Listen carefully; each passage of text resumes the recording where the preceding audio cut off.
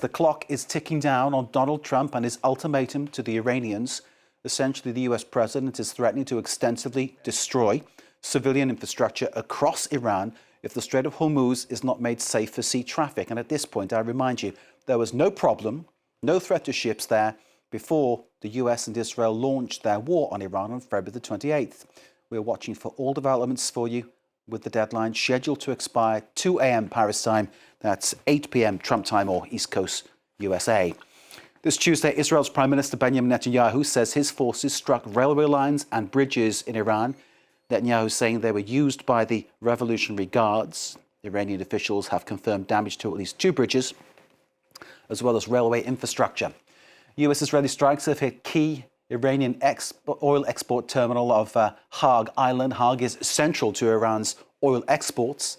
It's the place where oil tankers dock, take on board their crude oil cargo. Pre-war, Hagg Island saw between 1.3 and 1.5 billion barrels each day, with an annual profit for the Iranian regime of between $50 to $90 billion.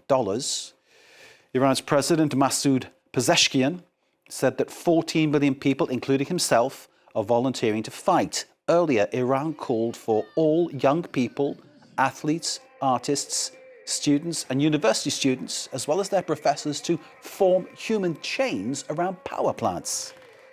US President Trump is warning that a whole civilization will die tonight. Those are his words, if Tehran doesn't meet his latest deadline.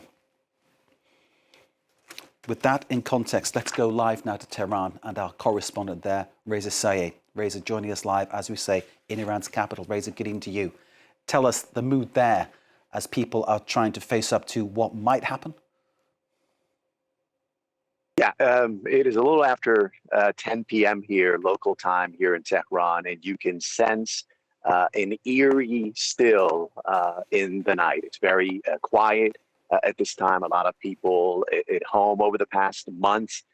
Once in a while, circling neighborhoods, we've seen caravan of cars, supporters of the government with loudspeakers playing traditional songs, showing their support for the military. You hear them going by, but other than that, people are quiet. You can sense that they're on edge. I was at the supermarket earlier today, and you can feel that people are anxious, and you can understand why. When the leader of the free world, the president of the United States, the most powerful country in the world, tells you, announces that the civilization is going to die, it's going to make you nervous. It's going to make you wonder what he means.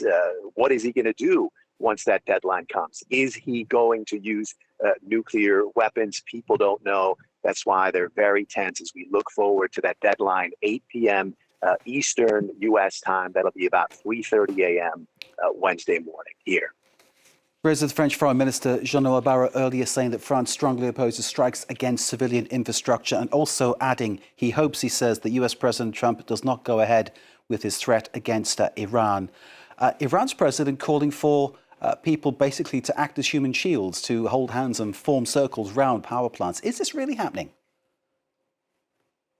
Well, we should clarify that it wasn't the president who made that call. This was a deputy sports minister. This is an individual who made this announcement, who made this request. He doesn't have any political power. He certainly doesn't have any role in the current war that's playing. And you see over the past few hours that his request from a deputy sports minister has made a lot of headlines. But there's no indication that people en masse are going to be doing this. If they are, I think it's a way of showing their solidarity for what's happening, but there's no sign that they're literally going to act as human shields. As far as non-military targets being hit, we've heard calls from the international community, condemnation, but that hasn't worked. This was another day when we had a number of non-military targets hit.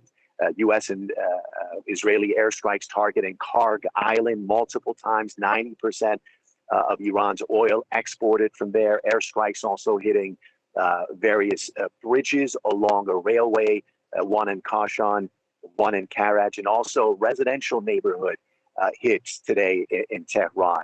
In that hit, a synagogue was destroyed. State media showing video of rescue crews going through the rubble. Many people don't know, but 20,000 Jews live here in Iran, their synagogue, the victim of a strike by the Jewish state. Is there any sense, Reza, that this situation will be resolved before the deadline? Do you get any feeling that it will happen? Well, I hate to say it, but there's no indication and no signs. Over the past 24, 48 hours, there seemed to be a diplomatic push led by Pakistan as a mediator. But earlier today, there were reports that the Pakistani foreign minister explicitly blamed Israel for undermining those talks. Essentially, he said that the sides were getting ready to talk, that there was a possibility on the horizon, and with Israel strikes targeting railways, targeting bridges, that essentially undermines any potential for that. Are things going to change in the next 5 or 6 hours? A lot of people who want peace, who want this barbaric war to end, are hoping that's going to be the case. But at this point, unfortunately, no signs that that's going to happen. Reza Sayah in Tehran, live for us there. Thank you very much indeed. Do stay safe, and we look forward to hearing from you throughout the evening. Reza Sayah there, our correspondent in the Iranian capital. Thank you very much indeed, sir.